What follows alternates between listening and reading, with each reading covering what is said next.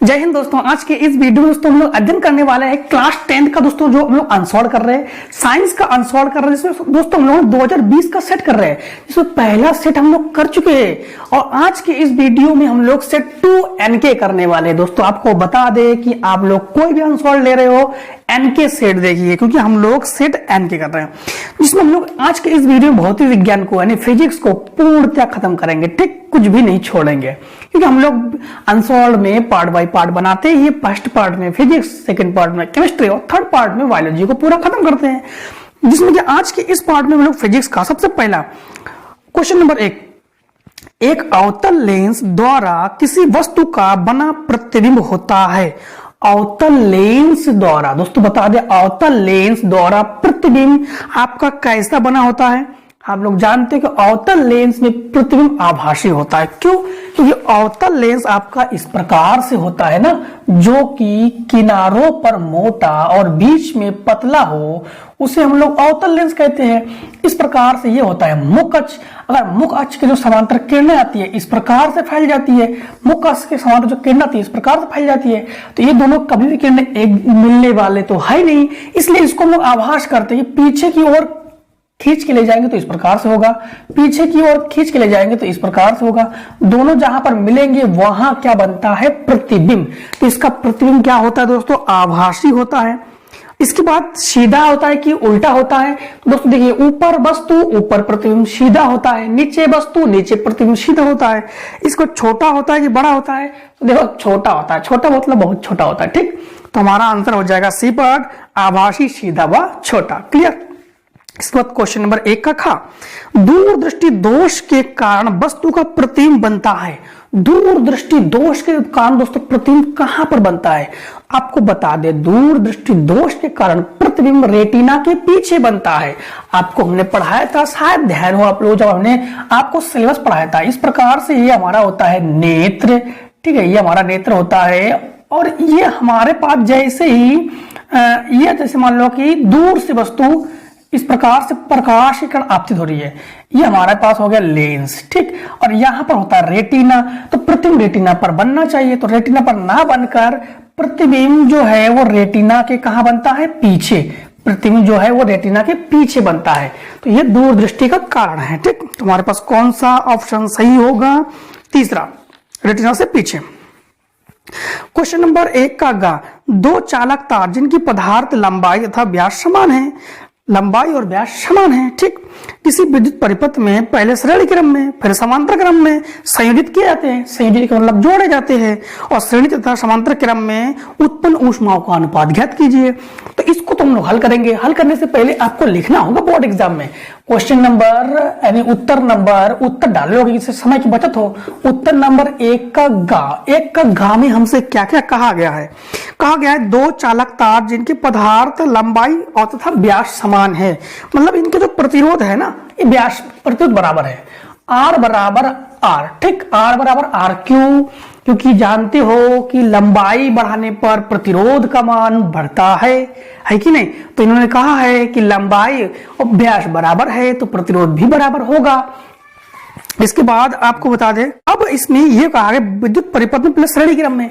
सबसे पहले इसको श्रेणी क्रम में जोड़ते हैं हम लोग। तो श्रेणी क्रम में तुल्य प्रतिरोध, श्रेणी क्रम में तुल्य प्रतिरोध क्या होगा? तुल्य प्रतिरोध को लिखते हैं हम लोग R1 से। लिखो, ठीक, R1 से। तो ये हो जाएगा R प्लस R। ठीक, पहले श्रेणी क्रम में हम लोग जोड़ते हैं ना, तो R1 बराबर आपके पास हो जाएगा 2R। ठीक, ये क्या हो गया आपके पास? 2R। अब हम लोग इसको जोड़ेंगे पार्श्व क्रम में प्रतिरोध। पार्श्व क्रम, पार्श्व मतलब समांतर क्रम। हाँ, पार्श्व क्रम में तुल्य प्रतिरोध, तो पार्श्व क्रम में तुल्य प्रतिरोध हो जाएगा, इसको R2 मान लो।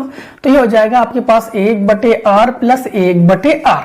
तो ये R2 बराबर, दोनों का एलसीएम है बराबर, ऊपर 1 और 1 हो जाएगा 2R। दोस्तों इसके लिए फार्मूला होता है 1/R2। ठीक, 1/R2 ये होता है 1/R2। इसको उल्टा करेंगे तो ये भी उल्टा हो जाएगा, तो ये हो जाएगा R2 बराबर हो जाएगा R/2। प्रतिरोध का मात्रा को दोस्तों ओम होता है। अब उत्पन्न ऊष्मा निकालेंगे हम लोग। उत्पन्न ऊष्मा, उत्पन्न ऊष्मा पहले किसका निकालेंगे हम लोग, पहले इसको निकालेंगे हम लोग, ये श्रेणी क्रम वाला को हमारे पास इसको लिखते हैं एच, उत्पन्न ऊष्मा H1 निकालते हैं क्योंकि H1 से निकाल रहे हैं हम लोग। उत्पन्न ऊष्मा बराबर फार्मूला होता है V स्क्वायर बटे R, ठीक। अब H1 बराबर V स्क्वायर का मान V स्क्वायर, T का मान T बटे R का मान हमारे पास है 2R। इसके बाद उत्पन्न ऊष्मा अब हम लोग किसका निकालेंगे, अब हम लोग निकालेंगे दोस्तों ये जो हमारे पास दूसरा है तो H2, तो ये हो जाएगा V स्क्वायर T बटे R। अब R का मान हमारे पास यहां पर कितना है, R बटे 2 है, ये 2 ऊपर पहुंचेगा तो हमारे पास H2 बराबर क्या हो जाएगा 2V स्क्वायर T बटे R। अब ऊष्माओं का अनुपात हमसे पूछ रहा है, तो ऊष्माओं का अनुपात, तो ऊष्माओं का अनुपात H1 बटे H2 बराबर, पहले H1 का मान हमारे पास क्या है V स्क्वायर T बटे R। H2 का मान हमारे पास क्या है, H2 का मान हमारे पास है 2, ये वाला है 2V स्क्वायर T बटे R, ठीक। R से R ये हुआ कैंसिल। तो ध्यान देना कि यहाँ पे 20 को बटे 2R था, हमने ये देख लिया ये 2R, तो हमें 2R लेना है, ठीक। ये हमने क्या ले लिया 2R। अब हम लोग क्या लिखेंगे H1 बटे H2 बराबर आपके पास V स्क्वायर T बटे 2 और ये इसके गुणा में पहुंच जाता है दोस्तों, ठीक है। तो ये हो जाएगा into 2V square T, 2V square से V स्क्वायर T कैंसिल हो गया। H1 बटे H2 बराबर 1 बटे 2 दूनी 4, तो हो जाएगा H1 अनुपात H2 बराबर हो जाएगा 1 अनुपात 4। ये दोस्तों आपके पास सही हो गया। कौन सा ऑप्शन सही गया दोस्तों, आपको बता दें कि दूसरा ऑप्शन आपका सही हो रहा है। दूसरा ऑप्शन में दिया गया है 1 अनुपात 4। इसके बाद यानी बिजली के बल्ब का तंतु यानी फिलामेंट बना होता है, तो ये तो टंगस्टन का बना होता है। विद्युत के जो बल्ब है ये किसका बना होता है, टंगस्टन का बना होता है। अब देखिए दूसरे का काम है, क्या कहा गया है। दूसरे का काम लिखेंगे हम लोग, पहले लिखेंगे उत्तर दूसरे का दूसरे काम में हमसे ये कहा गया है कि सम्मुख चित्र में दर्शाए गए प्रकाश की किरण माध्यम A से माध्यम B में प्रवेश करती है। चित्र को देखकर बताइए कौन सा माध्यम अधिक सघन है। तो चित्र बनाते हैं। चित्र इस प्रकार से दिया गया है, यह प्रकाश का अपवर्तन है। इस प्रकार से किरण आपतित हो रही है और इस प्रकार से यह है अभिलंब, अभिलंब से दूर जा रही है। तो ये माध्यम A, ये माध्यम B। हमने आपको पढ़ाया था प्रकाश के अपवर्तन में, जब प्रकाश किरण सघन माध्यम से विरल माध्यम में आती है तो अभिलंब से दूर जाती है, और जब विरल माध्यम से सघन माध्यम में आती है तो अभिलंब की ओर आती है। तो किरण को देखना, अगर अभिलंब की ओर झुक रही है तो सघन, अगर अभिलंब से दूर जा रही है तो विरल। तो हम लोग जान गए हैं कि ये वाला माध्यम जो है ये है हमारे पास सघन, ये माध्यम है विरल। तो हम लोग कहेंगे माध्यम A सघन है। अपवर्तनांक पूछा गया है, तो अपवर्तनांक में हम लोग यहां का मान दिया गया हमारे पास 60 अंश और यहां का मान दिया गया 45 अंश। दोस्तों ध्यान रखना कि अपवर्तनांक में हम लोग लगाते हैं स्नेल का नियम। अब स्नेल का नियम क्या होता है, ये होता है दोस्तों साइन I बटे साइन R बराबर n, का मतलब नियतांक।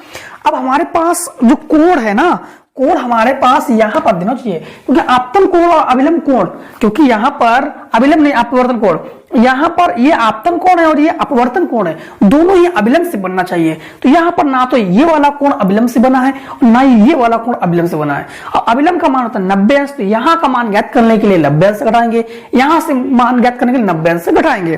तो हम लोग हल करेंगे इसको, साइन I के जगह हम लोग लिखेंगे 90 माइनस 60 और बटे साइन R को ज्ञात करेंगे तो 90 माइनस 45 बराबर हो जाएगा n। और साइन 90 से हम लोग इसको घटाएंगे तो ये हमारे पास हो जाएगा साइन 30 और ये हो जाएगा हमारे पास साइन 45। और साइन 30 का मान हमारे पास होता है 1/2, साइन 45 का मान 1/√2, 1/2 इंटू ये ऊपर जगह उल्टा हो जाता है √2/1, इससे इसको काटेंगे तो √2, तो ये हो जाएगा 1/√2। ये दोस्तों हमारे पास हो गया आंसर इसका, ठीक। अब दोस्तों हम लोग दूसरे का खा करेंगे। तो दूसरे का खा जब करेंगे तो लिखेंगे उत्तर दूसरे का खा। तो दूसरे का खा में हमसे क्या कहा गया है, हमसे ये कहा गया है निकट दृष्टि दोष से पीड़ित व्यक्ति का दूर बिंदु। अब दूर बिंदु कहां होता है, निकट दृष्टि दोष। तो निकट दृष्टि दोष किसे कहते हैं, जिसमें व्यक्ति निकट का तो देख सकता है लेकिन पास, यानी पास निकट दृष्टि दोष वह दोष है जिसमें व्यक्ति निकट का तो देख सकता है लेकिन दूर का नहीं देख सकता है। ठीक है, तो दूर बिंदु में क्या होता है, तो वस्तु अगर हम लोग यहां पर वस्तु लेते हैं हम लोग इन्फिनिटिव और v हमारे पास क्या दिया गया माइनस का 80 सेंटीमीटर का अवतल लेंस होता है, तो अवतल लेंस में v होता है माइनस का। आपको पता है कि निकट दृष्टि दोष में हम लोग अवतल लेंस का प्रयोग करते हैं।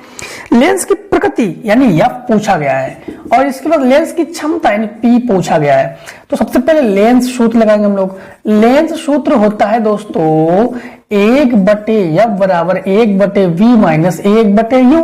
इस फार्मूले के अनुसार f के जगह लिखेंगे 1/f बराबर 1/v के जगह -80 और माइनस ये हो जाएगा इन्फिनिटिव। ठीक, 1 यानी संख्या बटे इन्फिनिटिव 0 होता है, तो 1/f बराबर माइनस का 1/80। तो हम लोग कहेंगे f एकम f बराबर 80 एकम 80, तो f बराबर माइनस का 80 सेंटीमीटर। ये हो गया हमारे पास आंसर। अब हम लोग क्षमता का करेंगे। क्षमता p बराबर होता है 1/f, वो भी मीटर में। तो हम लोग जानते हैं यहाँ पर 1 मीटर बराबर 100 सेंटीमीटर बटे 80। अब 1 0 से 1 0 कट गया, ये हो गया 5 और ये हो गया 4। तो ये p बराबर आपके पास हो जाएगा 4 एकम 4 और बचा 1 दशमलव लगाया 0 बढ़ाया 10 हो गया, तो 4 दूनी 8 4 5 20। क्षमता का मात्रक डायोप्टर। ये हो गया हमारे पास इस क्वेश्चन का आंसर। अब दोस्तों इसका लीजिए स्क्रीनशॉट करते हैं इसके आगे से क्वेश्चन को। दूसरे का गा, दूसरे गा में सबसे पहले हम लिखेंगे उत्तर दूसरे का गा। ठीक, इसमें लिखा है तारे क्यों टिमटिमाते हैं, तो हम लोग हेडिंग डालना है तारों का टिमटिमाना। टिमटिमाना, अब टिमटिमाना का तारे तो आप लोग जानते ही हो, इसने कहा टिमटिमाना, टिम टिम करना मतलब टिम टिम मतलब लुप लुप बिलर बिलर, ऐसे नहीं लुप लुप करना। ऐसे क्यों होता है आपको रियलिटी बता दे। जो तारे होते हैं ना, उससे जो प्रकाश की किरणें पृथ्वी तक पहुंचती है, तो उसमें क्या होता है कि तारों का जो प्रकाश है, प्रकाश का हो जाता है प्रकीर्णन। आखिर प्रकीर्णन क्या होता है, प्रकीर्णन का मतलब प्रकाश का फैलना, प्रकाश फैलता है। ठीक, जिसमें से ऊपर की बता दे कि जैसे हमारे वायुमंडल है ना, तो ऊपर की कई सारे परतें हैं, परतों में होता है परिवर्तन, अलग अलग परतें होते हैं।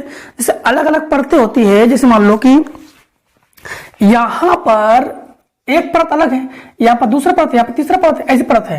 तो तारों का जो प्रकाश है, कभी इस परत पर आपतित होती है, कभी इस प्रकार से आपतित होती है, इस प्रकार से आपतित होती है।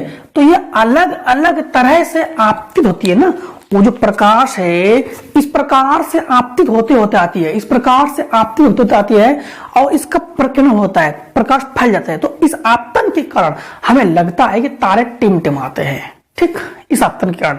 तो मेन पॉइंट है जो प्रकाश का प्रकीर्णन है, प्रकाश के प्रकीर्णन के कारण तारे टिमटिमाते हैं।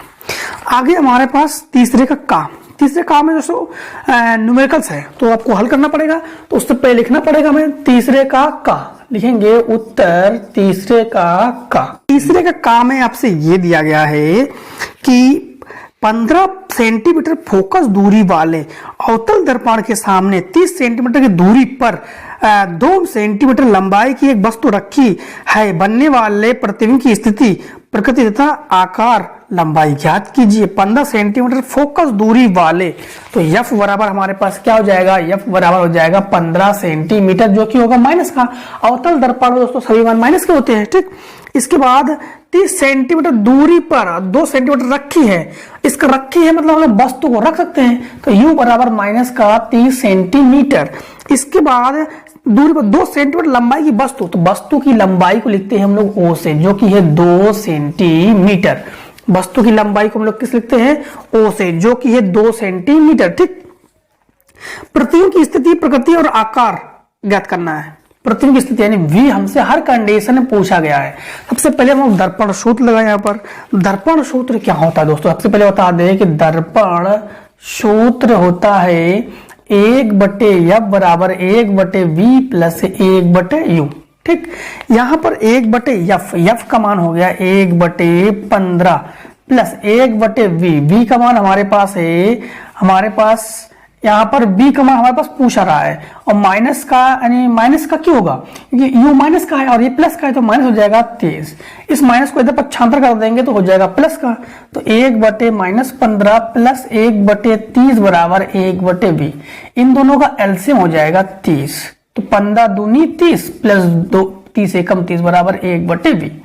तो ये आपके पास घटकर हो जाएगा माइनस का 1/30 बराबर 1/v। तो v एकम v बराबर 30 एकम 30, तो v बराबर माइनस का 30 सेंटीमीटर। ये तो हम लोगों ने प्रतिबिंब की स्थिति ज्ञात कर ली। ठीक, ये हो गई प्रतिबिंब की स्थिति।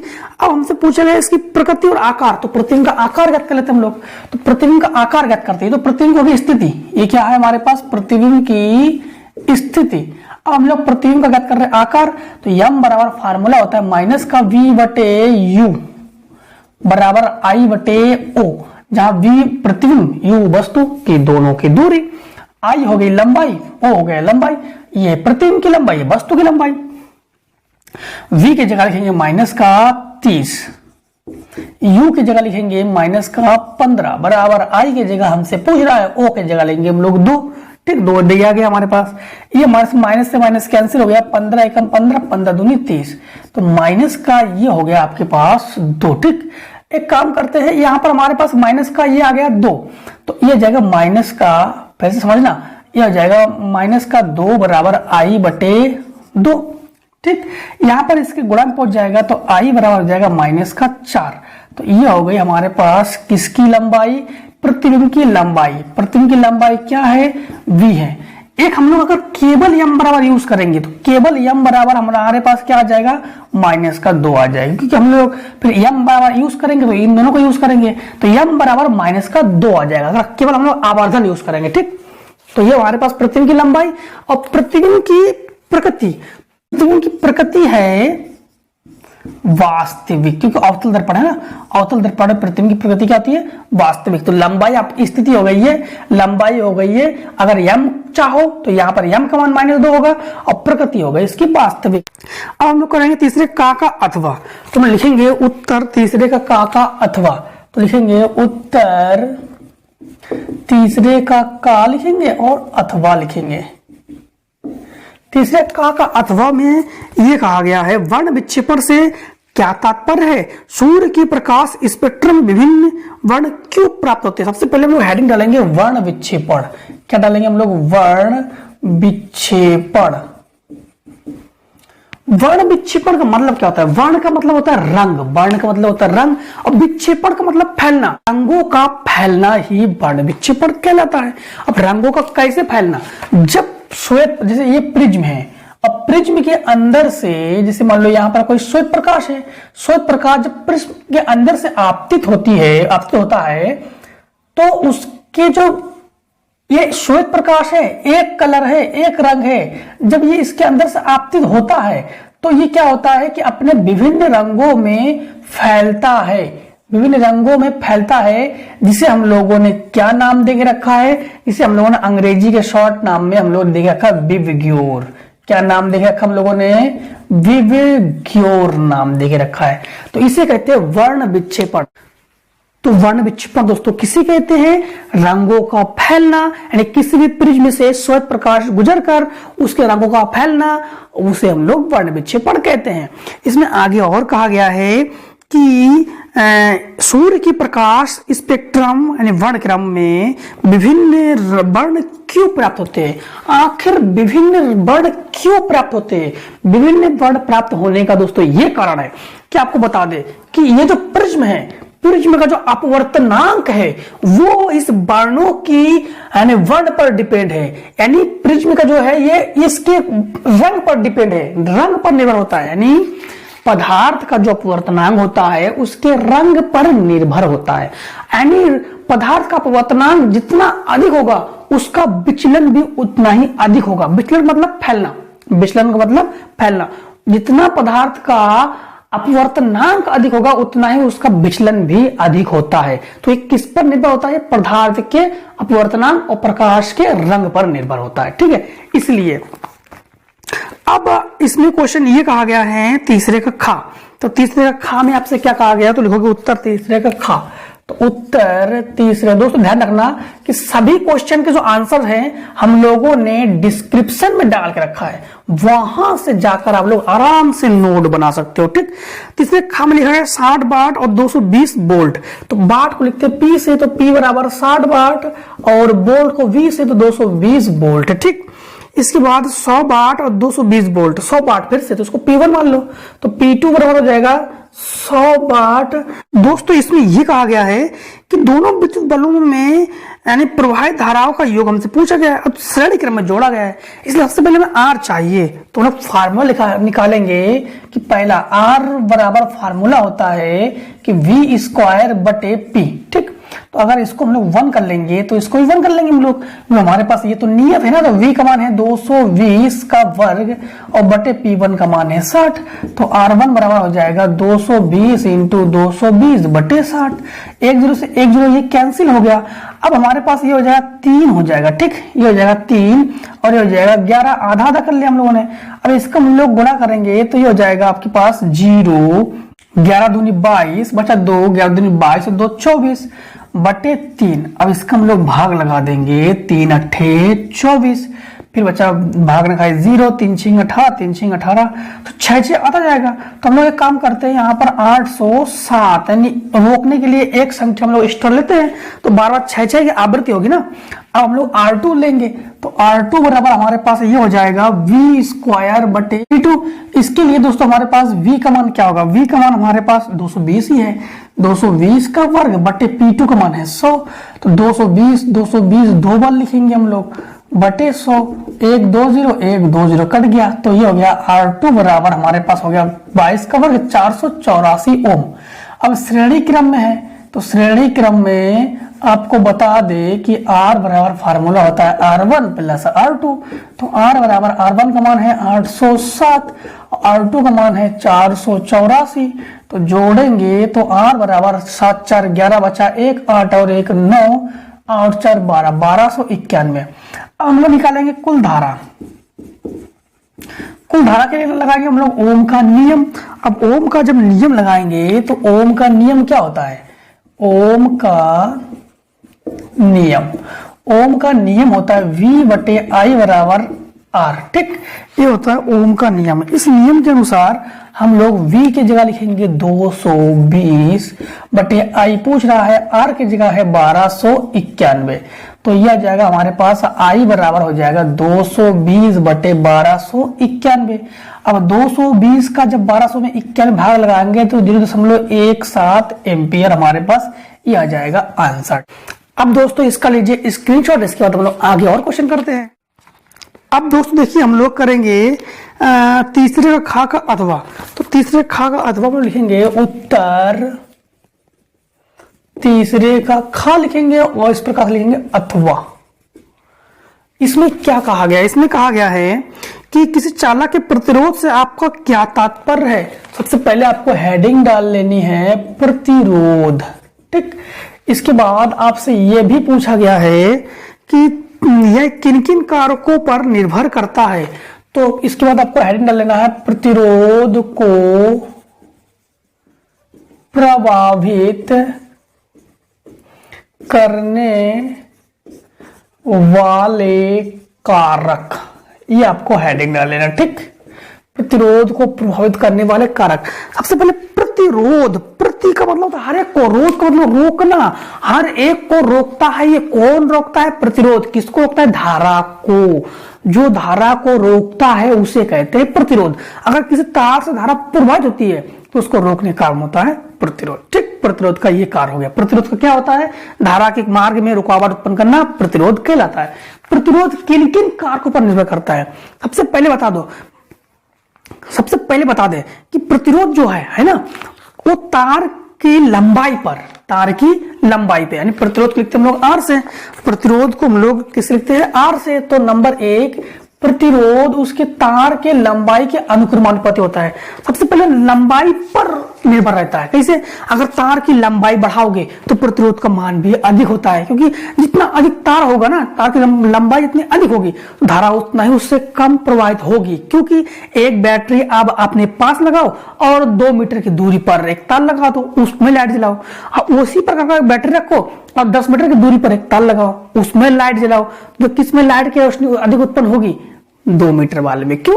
क्योंकि उसका तार की जो लंबाई है वो कम है, इसलिए प्रतिरोध चालक तार की लंबाई पर निर्भर करता है। लंबाई बढ़ाओगे प्रतिरोध बढ़ेगा, लंबाई कम करोगे प्रतिरोध कम होगा। ठीक, इसके बाद दूसरा आपका ये निर्भर रहता है इसके क्षेत्रफल पर। तो प्रतिरोध जो है उसके क्षेत्रफल पर निर्भर होता है। यानी क्षेत्रफल क्या होता है? व्युत्क्रमानुपाती।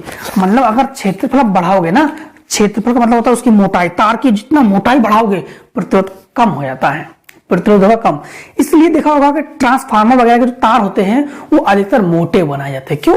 उसमें प्रतिरोध का मान कम हो, इसलिए प्रतिरोध अगर कम करना है तार की मोटाई को बढ़ाते हैं। इसके बाद तीसरा इस पर निर्भर है ये कि इसके बाद ये पदार्थ पर। अब पदार्थ पर इसका मतलब पदार्थ किस प्रकार का है? पदार्थ आपका एल्युमिनियम है कि कॉपर है कि चांदी है? चांदी का प्रतिरोध बहुत कम होता है। इसके बाद आपको पता है कि तांबे का प्रतिरोध कम होता है। इसलिए इन लोगों के हम लोग हमेशा क्या करते हैं कि विद्युत धारा में इसी में अंदर से प्रवाहित करते हैं, तार वगैरह बनाने में इसी को ज्यादा प्रयोग करते हैं। तो पदार्थ की प्रकृति पर भी वो निर्भर रहता है कि पदार्थ की प्रकृति कैसी है, उसकी लंबाई कैसी है, चौड़ाई कैसी है, मोटाई कैसी है, इस पर भी निर्भर रहता है प्रतिरोध, और पदार्थ पर भी निर्भर रहता है। इसके बाद वो निर्भर रहता है ताप पर। किस पर? ताप पर। ताप का मतलब हो गया अगर ताप बढ़ाओगे तो प्रतिरोध का मान बढ़ता है, क्योंकि तार का ताप बढ़ेगा तो तार गलेगा, गलने पर वो टूट जाएगा, इसका मतलब प्रतिरोध बढ़ा। ठीक, इसके बाद आपका क्वेश्चन नंबर 4, क्वेश्चन 4 में लिखा गया है विद्युत चुंबकीय प्रेरण से क्या तात्पर्य है? प्रयोग द्वारा इसके कैसे प्रदर्शित करेंगे? और स्थिर विद्युत धारा की दिशा को निर्धारित करने वाला नियम लिखिए। विद्युत चुंबकीय प्रेरण को दोस्तों हमने आपके लिए अलग से वीडियो बना के रखा है, जिसका लिंक हमने डिस्क्रिप्शन में और कमेंट बॉक्स में दोनों में दे के रखा है। वहां पर क्लिक करके आप इस वीडियो को पूरा का पूरा आनंद ले सकते हैं। ठीक, इसके बाद हम लोग 4 का अथवा, तो 4 के अथवा में हम लोग क्या करेंगे? उत्तर लिखेंगे 4 का अथवा। उत्तर 4 का अथवा है, तो 4 के अथवा में हमसे ये कहा गया है कि R1, R2, R3 को 3 प्रतिरोधों को पार्श्व क्रम में जोड़ा गया है। पार्श्व क्रम मतलब समांतर क्रम, और संयोजन के तुल्य प्रतिरोध का व्यंजक व्युत्पन्न कीजिए। निम्नलिखित चित्र में बिंदुओं के ए व सी के तुल्य प्रतिरोध भी ज्ञात करना है। R1, R2, R3 तीनों को पार्श्व क्रम यानी समांतर क्रम में जोड़ना है। सबसे पहले हम लोग इसका चित्र बना देते हैं आपको कि इस प्रकार से इसका चित्र बनेगा। ये 3 प्रतिरोध को हम लोग श्रेणी क्रम में दिखा रहे, समांतर क्रम में दिखा रहे हैं हम लोग। ये हो गए समांतर क्रम में, तीनों एक दूसरे के समांतर होने चाहिए। ये हो गए आपके पास 3 प्रतिरोध। ठीक, तीनों किस क्रम में है? तीनों जो है समांतर क्रम में। ये हो गया R1, ये हो गया R2, ये हो गया R3। अब इसको हम लोग एक बैटरी में जोड़ देते हैं। ये हो गया, एक कुंजी लगा देते हैं। इस प्रकार से परिपथ को हम लोग कुंजी को कर दिया बंद। ये बैटरी को जैसे कुंजी को बंद किया, धारा प्रवाहित इसमें शुरू। अब यहां पर जानते हैं कि धारा का मान, धारा आई धारा हम लोग दे रहे हैं इसमें। आई धारा इसमें, जब आई धारा, ध्यान रखना, टॉपिक याद रखना, अगर धारा का मान का बंटवारा हो तो वहां पर विभव रहेगा स्थिर, और जहां धारा का मान स्थिर हो वहां पर विभव का मान बदलेगा। ठीक है, वहां पर विभव का मान बदलेगा। ठीक है, अब ध्यान देना कि यहां पर हम लोग आई का मान तो बदल रहा है ना, यहां पर जाकर ये हो गया I1 धारा इसमें प्रवाहित हो रही है, इसमें प्रवाहित हो रही है I2 धारा, और इसमें प्रवाहित हो रही है I3 धारा। और ये तीनों यहां पर आकर मिलने के बाद फिर से बन जाता I धारा, फिर से यह जाएगा I धारा, यह होती है I धारा। इन तीनों का जो वोल्टेज है वो नियत है। इसका जब निगमन करेंगे तो सबसे पहले हम लोग लगाएंगे ओम का नियम। ओम का नियम, ओम का नियम दोस्तों क्या होता है? ओम का नियम होता है V/I बराबर R। ठीक, V/I बराबर आर। यहां पर हमारे पास v हमारे पास क्या है, स्थिर, तो हमारे पास क्या हो जाएगा v बटे आई बराबर आर हो गया। इसी प्रकार इसको हम लोग करेंगे, अगर इसको हम लोग क्या करते हैं कि इसको हम लोग v कर लेते हैं, अब r को पहुंचाते हैं i की जगह, i को पहुंचाते हैं इसकी जगह, तो ये हो जाएगा r बराबर हो जाएगा i। ठीक, हम लोगों ने क्या किया, चेंज किया, r को i की जगह, i को r की जगह। अब ध्यान देना दोस्तों, इसी प्रकार हम लोग क्या कर सकते हैं, इसी प्रकार v बटे r1 कर सकते इसको, तो ये इसको कर देंगे हम लोग i1, इसको मान लेंगे समीकरण 1। अब इसको अगर हम लोग कर देंगे v बटे r2 बराबर हो जाएगा i2, इसको मान लेंगे समीकरण 2। इसे कर लेंगे v बटे r3 बराबर i3, इसे मान लेंगे समीकरण 3। समीकरण तीनों को हम लोग क्या करेंगे, जोड़ने पर समीकरण तीनों को जोड़ देंगे, तो v बटे r1, अब ध्यान देना i ये हो जाएगा v बटे r1 प्लस v बटे r2 प्लस v बटे r3 बराबर i1 plus i2 plus i3। ठीक, इसमें दोस्तों ध्यान देना कि ये जो आपके पास टोटल i है, ये किसके बराबर है, ये i के बराबर है, i1 plus i2 plus i3 total i के बराबर है। तो इसके जगह हम लोग i लिख सकते हैं, तो i बराबर ये हो जाएगा आपके पास v कॉमन ले लो, तो 1 बटे r1 प्लस 1 बटे r2 प्लस 1 बटे r3। i का मान यहां से निकालो, i का मान है v बटे r, तो i का मान हो गया v बटे r बराबर v, और इसके बाद 1 बटे r1 प्लस 1 बटे r2 प्लस 1 बटे r3। v से v को कैंसिल किया, यहाँ पर 1 बचा, तो 1 बटे r बराबर 1 बटे r1 प्लस 1 बटे r2 प्लस 1 बटे r3। ये दोस्तों हमारे पास हो गया पार्श्व क्रम के लिए सूत्र। ठीक, इसके बाद जो चित्र दिया गया, चित्र में एक बार सी का तुल्य प्रतिरोध आपको ज्ञात करना है, तो चित्र सबसे पहले आपको यहाँ प्रोवाइड करवाते हैं। अब दोस्तों हमसे ए और सी के बीच तुल्य प्रतिरोध मतलब कुल प्रतिरोध पूछा गया है। सबसे पहले हम लोग एक काम करते हैं, इन तीनों का पार्श्व क्रम है, इन तीनों को, इसको हम लोग काम करते हैं R1, इसको R2, और इन तीनों को जब जोड़ देंगे तो वो बन जाएगा R3। सबसे तुल्य प्रतिरोध किसका निकालते हैं हम लोग, R3 का। ठीक, तो R3 बराबर हम लोग क्या करेंगे, 1/R3 कर लो। ठीक, कि ये हमारे पास पार्श्व क्रम में है, तो ये हो जाएगा 1/2 प्लस 1/6 प्लस 1/6, तो ये जो है 1/R3 बराबर, मैंने फार्मूला लिखा नहीं, वही होता है 1/R1 plus 1/R2 plus 1/R3, तो इसको मैंने R3 मान लिया, इसलिए पार्श्व क्रम को हमने यहीं से दिखा दिया। ये हमारे पास एलसीएम हो जाएगा 6 2 3 6 प्लस 1 6 एकम 6 और 6 एकम 6, तो ये होगा 5/6। इसको हम लोग उल्टा करेंगे तो इसको भी उल्टा कर देंगे, तो R3 बराबर हो जाएगा 6/5, अर्थात 5 एकम 5, 1 बचा, दशमलव लगाया, 0 बढ़ाया, तो 5 दूनी 10। अब हम लोग निकालेंगे, यहां पर निकाल दे रहे, ठीक, यहां पर निकाल दे रहे हम लोग ए व सी के बीच, ए व सी के बीच तुल्य प्रतिरोध। तुल्य प्रतिरोध के लिए दोस्तों आपको बता दें कि तीनों को जोड़ देंगे हम लोग, तो तीनों हमारे पास श्रेणी क्रम हो गया ना, तो यहां पर ये जोड़कर ये यहां पर ए हो गया, तो तीनों हो गए श्रेणी क्रम में। तो श्रेणी क्रम में आपके पास हो जाएगा 2 प्लस 3.5 प्लस 1.2, अर्थात R बराबर हो जाएगा, ये 1 और 3 4 और 6, तो 6.7 ओम। ठीक, ये दोस्तों आपके पास हो गया है आंसर। ठीक है दोस्तों, अब दोस्तों हम लोगों ने फिजिक्स का संपूर्ण क्वेश्चन को पूर्ण कर लिया है आज के इस वीडियो में। अब मिलते हैं दोस्तों नेक्स्ट वीडियो में, केमिस्ट्री मिलेंगे, तब तक के लिए जय हिंद जय भारत।